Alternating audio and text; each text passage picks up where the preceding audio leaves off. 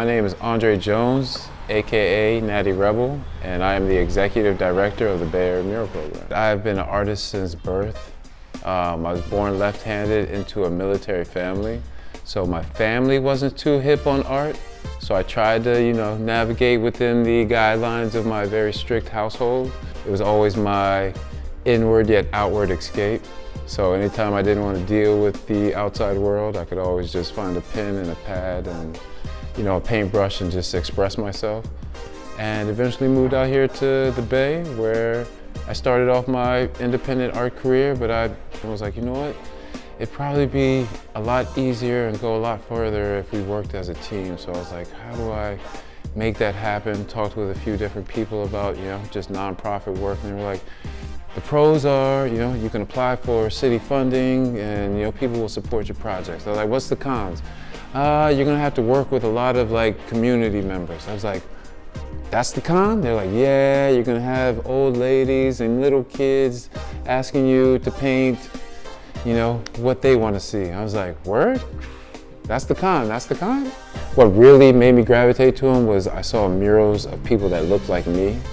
And I was just like, what, this is legal? You can actually have a 3-story building with a, African-American father who loves his child, and you see that joy on the side, for everybody, you can do that? Every time I approach a mural, I think about the impact that it's gonna have on the people that are gonna view it. I feel like what makes the Bay Area Mural Program, and different from a lot of other organizations is we don't just interject ourselves into communities and paint what we want.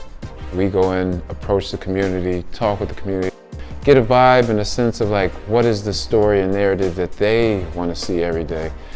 Being that Hoover Foster was pretty much the home of the Black Panthers, they wanted to see the Black Panther representation.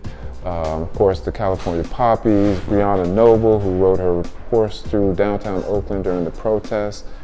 African Americans' existence started with slavery, and really we were trying to paint the picture that it was a bigger story. And I feel like a lot of people, speaking of therapy and trauma and just mental health, just being able to digest the fact that you have history and roots in a place that you live, as opposed to the fact that you might have been brought here on a slave ship, it just changes your outlook.